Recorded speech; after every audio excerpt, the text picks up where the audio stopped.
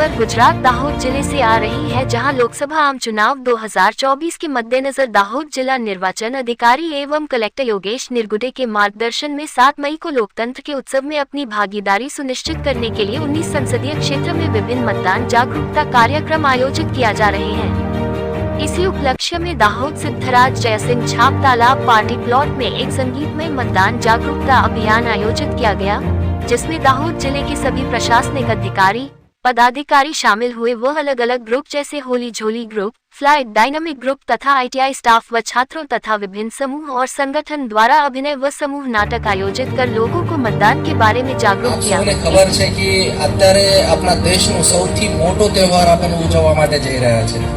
આજે પણ દેશના ઘણા બધા રાજ્યોમાં વોટિંગ હતું, બીજા ફેઝમાં એના સોચ સમજીને વોટ અવશ્ય આપો, જેથી લોકતંત્ર જળવાઈ રહે અને દાહોદના, ગુજરાતના, ભારતના જે વિકાસ છે નિરંતર આગળ વધતા રહે।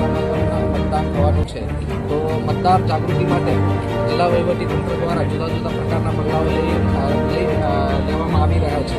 તેના ભાગરૂપે આજે અહીંયા નાટક અને નૃત્યોના માધ્યમથી લોકોમાં જાગૃતિ આવે એના માટે પ્રયત્ન કરવામાં આવ્યા હતા। એની સાથે સાથે જ ચૂંટણીલક્ષી જેટલા પણ તૈયારીઓ છે લગભગ પૂર્ણતાના આરે છે।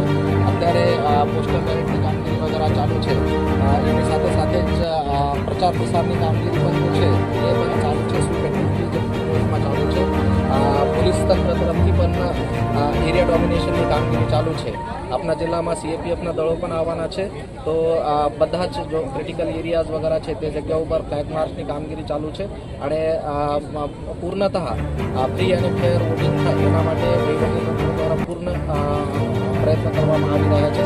તો દાહોદની જનતાને અને દાહોદ લોકસભા મત વિસ્તારના નાગરિકોને વિનંતી કરું છું કે 7 મેના દિવસે મોટી સંખ્યામાં બહાર આવે અને મતદાન કરે અને લોકશાહી